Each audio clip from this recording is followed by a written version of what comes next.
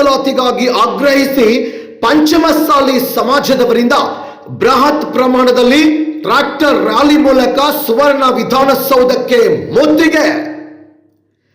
S, ಪಂಚಮಸಾಲಿಗಳ ನಡಿಗೆ ಬೆಳಗಾವಿಯ ಸುವರ್ಣ ವಿಧಾನಸೌಧದ ಒಳಗಡೆಗೆ ಎಂಬ ಘೋಷಣೆಯೊಂದಿಗೆ ಡಿಸೆಂಬರ್ 10ರಿಂದ ಬೆಳಗಾವಿಯ ಸುವರ್ಣ ಸೌಧದಲ್ಲಿ ಪ್ರಾರಂಭವಾಗಲಿರುವ ಚಳಿಗಾಲದ ಅಧಿವೇಶನದಲ್ಲಿ 2A ಮೀಸಲಾತಿಗಾಗಿ ಆಗ್ರಹಿಸಿ ರಾಜ್ಯದ ಎಲ್ಲ ಪಂಚಮಸಾಲಿ ಸಮಾಜ ಬಾಂಧವರಿಂದ ಟ್ರ್ಯಾಕ್ಟರ್ ರ್ಯಾಲಿ ಮೂಲಕ ಸುವರ್ಣ ಸೌಧಕ್ಕೆ ಮುತ್ತಿಗೆ ಹಾಕುವುದರ ಮೂಲಕವಾಗಿ ರಾಜ್ಯ ಸರ್ಕಾರದ ವಿರುದ್ಧ ಹೋರಾಟ ಪ್ರಾರಂಭ ಮಾಡಲಿದ್ದೇವೆ ಅಂತ ಅಥಣಿ ತಾಲೂಕಾ ಲಿಂಗಾಯತ್ ಪಂಚಮಸಾಲಿ ಸಮಾಜದ ತಾಲೂಕಾ ಅಧ್ಯಕ್ಷ ಶ್ರೀಯುತ ಅವಿನಾಶ್ ನಾಯಕ್ ಅವರು ಹೇಳಿದರು.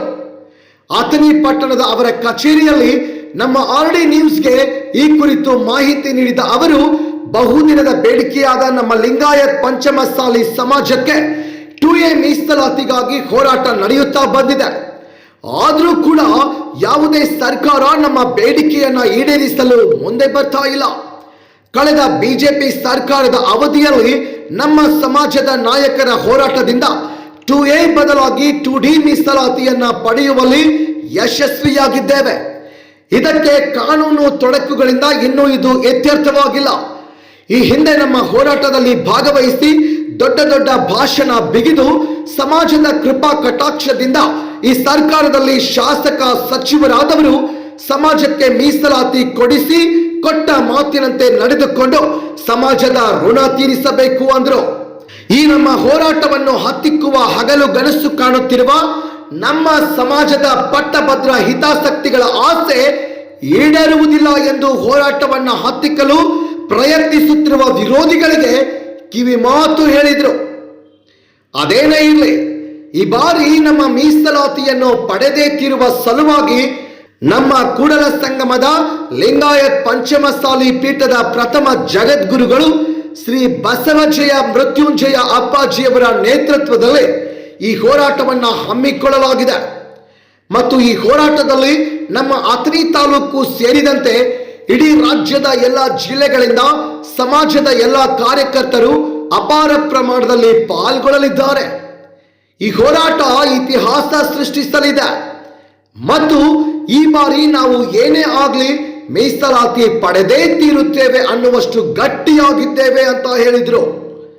ಈ ನಮ್ಮ ಸಮಾಜದ ಹೋರಾಟದಲ್ಲಿ ಕೇಂದ್ರದ ಮಾಜಿ ಸಚಿವರು, ಹಾಲಿ ವಿಜಯಪುರ ನಗರದ ಶಾಸಕರಾದ ಶ್ರೀ ಬಸನಗೌಡ ಪಾಟೀಲ್ ಯತ್ನಾಳ್, ಮಾಜಿ ಸಚಿವರಾದ ಶ್ರೀ AB ಪಾಟೀಲ್, ಶ್ರೀ CC ಪಾಟೀಲ್ ಮತ್ತು ಸಮಾಜದ ಹಾಲಿ ಶಾಸಕರಾದ ಶ್ರೀಯುತ ವಿನಯ್ ಕುಲಕರ್ಣಿ, ಅರವಿಂದ್ ಬೆಲ್ಲದ್ ಹಾಗೂ ಅಥಣಿಯ ಮಾಜಿ ಶಾಸಕರಾದ ಶ್ರೀ ಮಹೇಶ್ ಕುಮಠಳ್ಳಿ, ಸಮಾಜದ ಮಾಜಿ ಮತ್ತು ಹಾಲಿ ಶಾಸಕರು ಸೇರಿದಂತೆ ನಮ್ಮ ಸಮಾಜದ ಎಲ್ಲಾ ಪ್ರಮುಖ ಘಟಾನುಘಟಿಗಳು ಈ ಹೋರಾಟದಲ್ಲಿ ಭಾಗವಹಿಸಲಿದ್ದಾರೆ ಎಂದರು.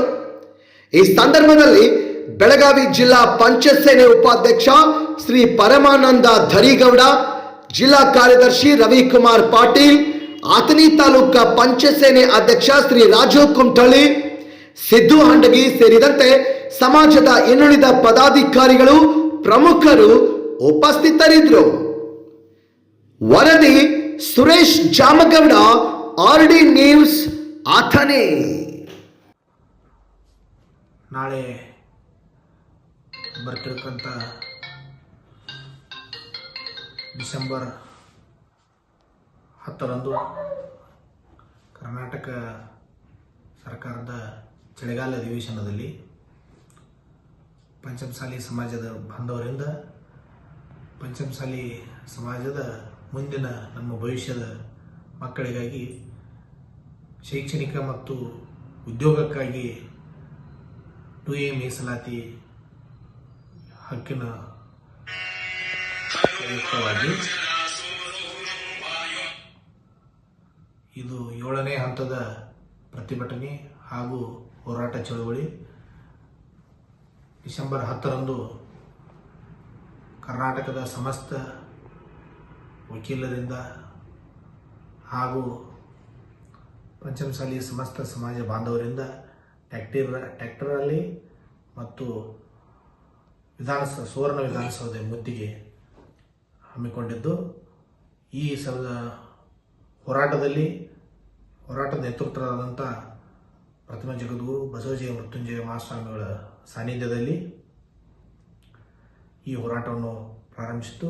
ಸದರಿ ಹೋರಾಟದ ಮುಖ್ಯಸ್ಥರಾದಂಥ ಮುಖಂಡರಾದಂಥ ನಮ್ಮ ಬಿಜಾಪುರ ಶಾಸಕರು ಹಾಗೂ ಮಾಜಿ ಕೇಂದ್ರ ಸಚಿವರಾದಂಥ ಬಸನಗೌಡ ಯತ್ನಾಳ್ ಪಾಟೀಲ್ ಅವರು, ಅದೇ ರೀತಿ ಮಾಜಿ ಸಚಿವರಾದಂಥ ಸಿ ಪಾಟೀಲ್ ಅವರು, ಮಾಜಿ ಸಚಿವರಾದಂಥ ವಿನಯ್ ಕುಲಕರ್ಣಿ ಅವರು, ಮಾಜಿ ಕೇಂದ್ರ ಸಚಿವರಾದಂಥ ಮಾನ್ಯ ಬೆಳಗಾವಿ ಜಿಲ್ಲೆಯ ಮುಖಂಡರಾದಂಥ ಸನ್ಮಾನ್ಯ ಎ ಬಿ ಪಾಟೀಲ್ ಅವರು, ಹಾಗೂ ನಮ್ಮ ಅಥಣಿ ಮತಕ್ಷೇತ್ರದ ಮಾಜಿ ಶಾಸಕರಾದಂಥ ಮಹೇಶನ ಕುಮಟಳ್ಳಿ ಅವರು, ಇದೇ ರೀತಿಯಾಗಿ ಸಮಸ್ತ ಸಮಾಜದ ಮುಖಂಡರು, ಸಮಾಜ ಬಾಂಧವರು ಎಲ್ಲರೂ ಈ ಹೋರಾಟಕ್ಕೆ ಕೈ ಜೋಡಿಸಿದ್ದು.